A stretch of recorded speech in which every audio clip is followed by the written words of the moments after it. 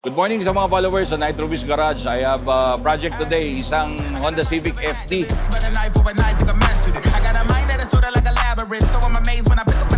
Itong Honda Civic FD na to, yung client natin sabi niya, meron siyang konting problema doon sa existing exhaust niya. Actually, naka-axle back muffler si sir and then sumasayad. And then he seek our services kasi gusto niya medyo maramdaman naman yung tunog ng sasakyan.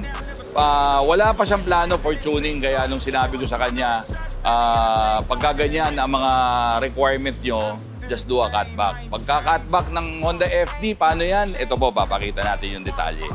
Okay, pagka-cutback, sinabing cutback, nagsisimula po tayo after the catalytic. So, ang catalytic ng FD nandun sa pinaka-downpipe header niya. So, isa lang yan na nakatungo papunta sa makina. Tapos may bumabang tubo rito. Dito po tayo magsisimula ng cutback. Meron pong option ng FD na isama yung front pipe. Meron din option na hindi na isama yung front pipe kasi nga wala namang plano si sir na magpa-down pipe header. Eh dito na kami magsisimula.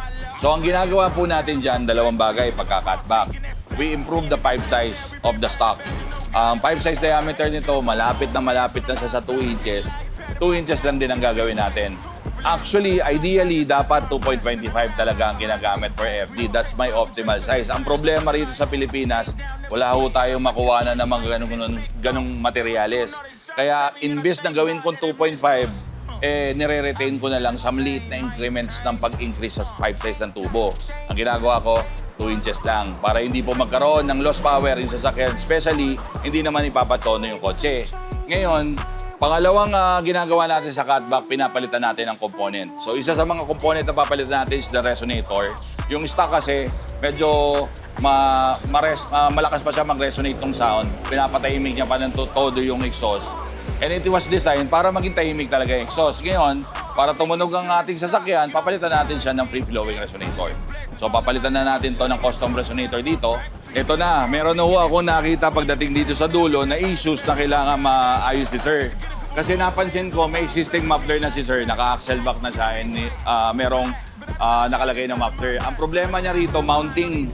So may problema siya, medyo pagka inalog ko to, hindi maganda yung pagkakakabit ng muffler, yung clearance wala, tumatama po doon sa pinaka-body ng chin. Papalitan na rin natin to kasi may dala rin namang bagong muffler si sir. So isa yan sa mga i-address natin, yung clearance issues nito, and also he will use another muffler na ipapalit natin dito. I think ang dala niya is Kakimoto Regu, so yan ang ilalagay natin dito. Dala ni sir yun, actually hindi na binili sa amin. So yan po ang project natin para sa araw na to. Cutback exhaust, aayusin natin yung pinaka-clearance issues dito, tapos may dala siyang Kakimoto Regu muffler. So sa mga owner ng gantong sasakyan, panoorin po natin yung proseso na to.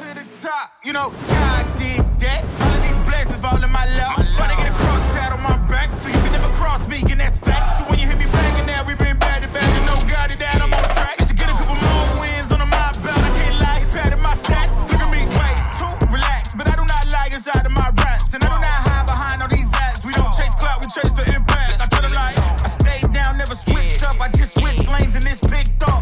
They was shooting all they shots at me, and I thank God that they missed us. I'm still the same, I ain't changed. Ain't nothing changed, we the same ones. Breaking all these wins, we the same ones. Ain't nothing changed, we the same ones. And when the game ends, we the same ones.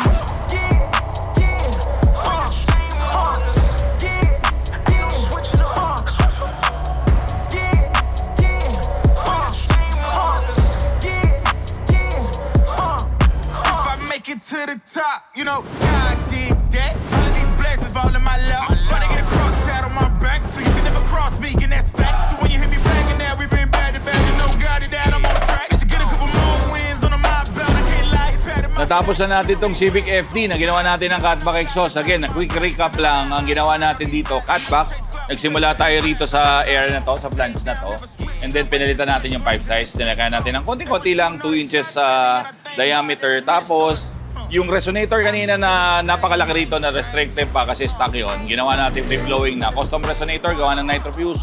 Tapos yun, meron dala si sir na Kakimoto Regu o 6NR. So to date kasi sold out siya, pero magkakaroon naman tayo lagi ng stocks dito kasi lagi ako nagpapahanap dito. Pero Ang kagandahan, nakahanap si bossing sa iba. And then dito niya pinakabit pa rin sa atin. Okay lang sa atin yun, yung mga ganun, na may dalang mufflers yung ating mga clients. Hindi naman tayo madabot, naniniwala tayo na every client has a free will to choose kung ano man ang gusto niyang ilagay sa kotse niya. So, naging parte lang tayo dun sa paggawa ng exhaust. So, yan po yung naging trabaho natin ngayon. Comparison video tayo ngayon. Ngayon, dumating kanina yung kotse, meron siyang axle back na spoon. Ngayon, naka-cutback exhaust na using Kakimoto Rego 609. Panoorin po natin yung comparison video nito. Ito po.